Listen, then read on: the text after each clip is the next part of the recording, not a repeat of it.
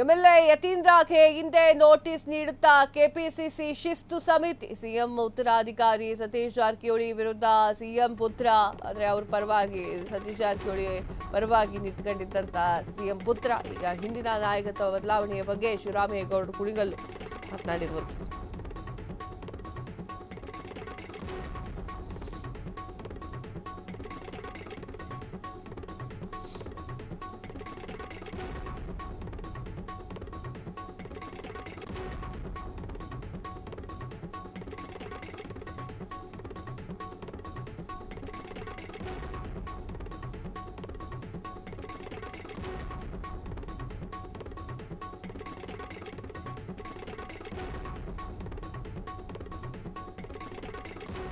MLC ಯತೀಂದ್ರಗೆ ಹಿಂದೆ notice ನೀಡುತ್ತಾ KPCC ಶಿಸ್ತು ಸಮಿತಿ ಸಿಎಂ ಉತ್ತರಾಧಿಕಾರಿ ಸತೀಶ್ ಜಾರಕಿಹೊಳಿ ಎಂದಿದ್ದಂತಹ ಸಿಎಂ ಪುತ್ರ ಈ ಹಿಂದೆ ನಾಯಕತ್ವ ಬದಲಾವಣೆಯ ಬಗ್ಗೆ ಶಿವರಾಮೇಗೌಡ ಕುಣಿಗಲ್ ರಂಗನಾಥ್ ರಾಮನಗರ ಎಂಎಲ್ಎ ಅನ್ಸಾರಿ ಹಿಂದೆ ನೋಟಿಸ್ ಅನ್ನು ನೀಡಲಾಗಿತ್ತು. ಸಿಎಂ ಪರ ಬ್ಯಾಟ್ ಬೀಸಿದಂತಹ ಕೇಂದ್ರ ರಾಜಣ್ಣಗೂ ಕೂಡ ನೋಟಿಸ್ ಅನ್ನು ನೀಡಲಾಗಿತ್ತು. ಇದೀಗ ಸಿಎಂ ಪುತ್ರ ಯತೀಂದ್ರಗೂ ಕೂಡ ನೋಟಿಸ್ ಕೊಡ್ತೀವಿ ಅಂತ ಹೇಳಿ ಕೂತ್ಕೊಂಡಿದೆ. ನೋಟಿಸ್ ಸಂಬಂಧ ಸೂಕ್ತ ಸಂದರ್ಭದಲ್ಲಿ ಉತ್ತರ ಸೂಕ್ತ ಉತ್ತರ ಅಂತ ಹೇಳಿ ಕೆಪಿಸಿಸಿ ಅಧ್ಯಕ್ಷರು ಹೇಳಿದ್ದಾರೆ. ಯತೀಂದ್ರಗೂ ನೋಟಿಸ್ ನೀಡಿ ಸ್ಪಷ್ಟನೆ ಕೇಳುತ್ತಾ ಕೆಪಿಸಿಸಿ ಅಧ್ಯಕ್ಷ ಡಿಕೆ ಶಿವಕುಮಾರ್ ಅಂತ ತೀವ್ರ ಕುತೂಹಲವನ್ನ ಕೆರಳಿಸಿದೆ ಕೆಪಿಸಿಸಿ ಶಿಸ್ತು ಸಮಿತಿಯ ನಡೆ. ಅಂದ್ರೆ ಡಿಕೆ ಶಿವಕುಮಾರ್ ಅವರ ಪರವಾಗಿ ಮಾತನಾಡಿದವರಿಗೆಲ್ಲರಿಗೂ ಶೋಕಾಸ್ ನೋಟಿಸ್ ಹೋಗಿದೆ.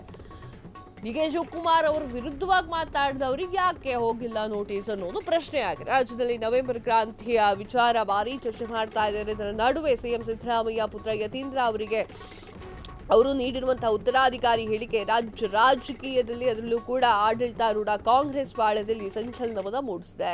ಮುಖ್ಯಮಂತ್ರಿ ಸ್ಥಾನದ ಮೇಲೆ ಕಣ್ಣಿಟ್ಟಿರುವಂತಹ ಡಿಸಿಎಂ ಡಿಕೆ ಶಿವಕುಮಾರ್ ಒಂದ್ ಕಡೆ ಟೆಂಪಲ್ ರನ್ ಅನ್ನು ಮಾಡ್ತಾ ಇದ್ದಾರೆ. ಇತ್ತ ಸಿದ್ದರಾಮಯ್ಯ ಬಣ ಬೇರೊಂದು ತಂತ್ರವನ್ನು ಹೂಡ್ತಾ ಇದ್ದಾರೆ. ಹಲವಾರು ಅನುಮಾನಗಳಿಗೆ ಇದೆಲ್ಲವೂ ಕೂಡ ಸಾಕ್ಷಿಯಾಗಿದೆ. ಕೈಪಾಳ್ಯದಲ್ಲಿ ಕುತೂಹಲದ ಒಂದು ರೀತಿಯಾಗಿ ಉಳ್ಕೊಂಡಿರುವಂಥದ್ದು. ಯತೀಂದ್ರ ಹೇಳಿಕೆಗೆ ಪ್ರತಿಕ್ರಿಯೆ ನೀಡಿದಂತಹ ಸಚಿವ ಸತೀಶ್ ಜಾರಕಿಹೊಳಿ, ನಾನು ಸಿದ್ದರಾಮಯ್ಯ ಅವರ ಉತ್ತರಾಧಿಕಾರಿ ಅಂತ ಹೇಳಿಲ್ಲ, ಅದನ್ನ ಜನರು ಹಾಗೂ ಪಕ್ಷ ಹೇಳಬೇಕು ಅಂದಿದ್ದಾರೆ. ಸಿದ್ದರಾಮಯ್ಯ ಪುತ್ರ ಯತೀಂದ್ರ ತಮ್ಮ ಅಭಿಪ್ರಾಯವನ್ನು ಹೇಳಿದ್ದಾರೆ. ಕಾಂಗ್ರೆಸ್ನಲ್ಲಿ ಅರಸು ನಂತರ ಬಂಗಾರಪ್ಪ ಬಳಿಕ ಸಿದ್ದರಾಮಯ್ಯ ಅವರೇ ಇದ್ದಾರೆ. ಅವರ ಬಳಿಕ ಯಾರಿಂದ ಮುಂದಿನ ಉತ್ತರ ಸಿಗುತ್ತದೆ ಅಂತ ಹೇಳಿ ಹಿಂಗೋ ಟ್ಯಾಪ್ ಹೆಚ್ಚುಕೊಳ್ಳುವಂತಹ ವಿಚಾರಗಳನ್ನ ಹೇಳಿದ್ರು. ಆದರೆ ಈಗ ಕಾಂಗ್ರೆಸ್ದು ಒಂದು ವಿಚಾರ ಇದೆ. ಏನು ಅಂತಂದ್ರೆ ಯಾರೇ ಆಗಿರಲಿ ಏನೇ ಆಗಿರಲಿ ವಿಚಾರಗಳನ್ನ ಹೇಳಬೇಕಾದ್ರೆ ಅಥವಾ ಕೇಳಬೇಕಾದ್ರೆ ಒಂದಿಷ್ಟು ಮಾತುಗಳನ್ನ ಆಡ್ತಾ ಹೋಗಬೇಕು. ಸೊ ಅದರಲ್ಲಿ ಡಿ.ಕೆ. ಶಿವಕುಮಾರ್ ಅವರ ಒಂದು ನಡೆ ಎಲ್ರಿಗೂ ಕೂಡ ಕುತೂಹಲವನ್ನ ಒಂದ್ ಕಡೆ ಮೂಡಿಸಿದೆ. ಯಾಕಂದ್ರೆ ಡಿ.ಕೆ. ಶಿವಕುಮಾರ್ ಅವರು ಶೋಕಾಸ್ ನೋಟಿಸ್ ಅನ್ನ ಯಾರಿಗೆ ಕೊಡ್ತಾ ಇದ್ದಾರೆ? ತಮ್ಮ ಜೊತೆ ತಮ್ಮ ಬಗ್ಗೆ ಮಾತನಾಡಿದವರಿಗೆ ಕೊಡ್ತಾ ಇದ್ದಾರೆ. ಅದು ಬಿಟ್ಟು ತಮ್ಮ ವಿರುದ್ಧವಾಗಿ ಮಾತನಾಡಿದವ್ರಿಗೆ ಕೊಟ್ಟಿಲ್ಲ. ಈಗ ಡಿ.ಕೆ. ಶಿವಕುಮಾರ್ ಅವರು ಯತೀಂದ್ರಗೆ ಶೋಕಾಸ್ ನೋಟಿಸ್ ಅನ್ನ ಜಾರಿ ಮಾಡ್ತಾರ ಅನ್ನೋದು ಪ್ರಶ್ನೆ ಆಗಿದೆ.